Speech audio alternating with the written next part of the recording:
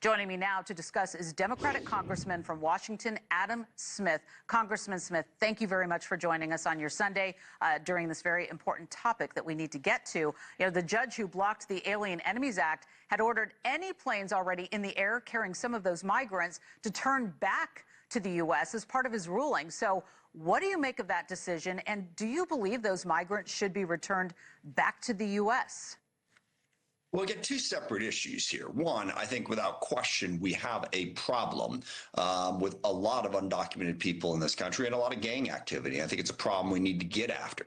I do not disagree for a second that our borders are not as secure as they should be, and we need to deal with that problem. What the judge was going after was specifically the Alien Enemies Act. And the Alien Enemies Act says, pursuant to a declaration of war, the president has these powers. Well, there is no declaration of war. And I think the puzzling thing here is, why is the Trump administration using the Alien Enemies Act when there are all kinds of immigration laws on the books and a variety of different other ways to enforce this? And they've used some of those other ways in detaining and deporting various undocumented immigrants in this country. So the concern is, you use the Alien Enemies Act and you push us into what is in effect a state of war. I think that's a far more severe concentration of executive power that goes way beyond what is needed in this situation.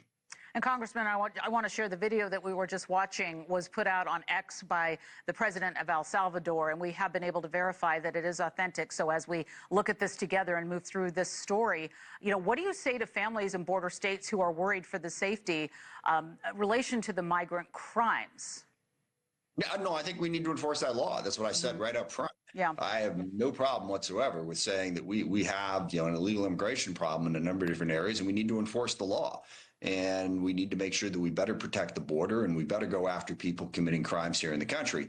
If you're talking about the judge's ruling, though, it's about the Alien Enemies Act. And if the president invokes the Alien Enemies Act, he is saying that we are at a state of war, and nobody has declared war anywhere. It's simply illegal. And the reason it's concerning is because, but what are you going to do with that broad authority? It's inappropriately used. Enforcing the law is important. Enforcing the law is really important to arrest criminals, to arrest people who aren't in this country legally. All of that's very important. But you can't pick and choose the laws that you're going to follow if you're going to have a constitutional republic and the rule of law apply in this country. You know, I also wanted to ask you, while I have you, about the Department of Veterans Affairs. Secretary Doug Collins was just on the Hill Sunday, and I want to play you what he said and get your reaction on the other side. Let's take a listen. Reports tell us what we know. The VA is broken, but we're not going to be the whipping post anymore. Yeah. We're not going to be the people that say, you know, VA, you're bad, you're not doing this, your wait times are terrible. But then when we start to do something, oh, you can't touch VA. Well, we're not going to be that person anymore. We're not going to be that department. You're not going to scare my veterans, and you're not going to scare my employees. We're going to do this in a way that helps them. So the Department of Veterans Affairs is planning a reorganization that includes cutting jobs. So would you say this is privatizing the Veterans Affairs Department? Well, I can tell you go ahead. I can tell you firsthand that what they're doing here is not helping the veterans. I mean, I don't disagree with Doug Collins saying, you know, and I have a large VA hospital in the middle of my district. I work with veterans and various other veteran service organizations a lot. It goes up and down depending on leadership at the VA. We need to improve services, but firing 70,000 people and blocking existing programs, that's not improving services to veterans. But I can give you firsthand instances. We had several dozen people at the VA who were quickly fired without much notice. We had accounts that people at the VA rely on to pay for programs and medical services for veterans that were frozen, so that veterans literally did not get care that they were expecting to get because the people weren't there to provide it and the accounts weren't there to pay for it. That's not improving services for veterans. Now, if Secretary Collins wants to do that, I'm all in. Let's make government more efficient and more effective. But that's the big problem with the DOGE and what Donald Trump and Elon Musk is doing. I see no evidence that any of this is making the federal government more efficient and more effective. They're randomly firing tens of thousands of people, freezing accounts and freezing programs. You want to come in and say, hey, we got this group of people that aren't providing effective services. They need to go. You want to say we've got all these rules, all these regulations that are blocking services. We're going to get rid of those regulations so the services can get to our veterans and to other people in this country better. Great, let's go.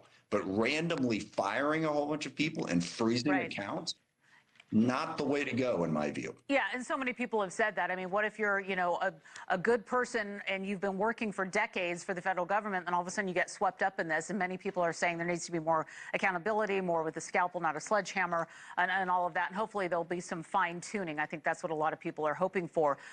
Sure. Go ahead.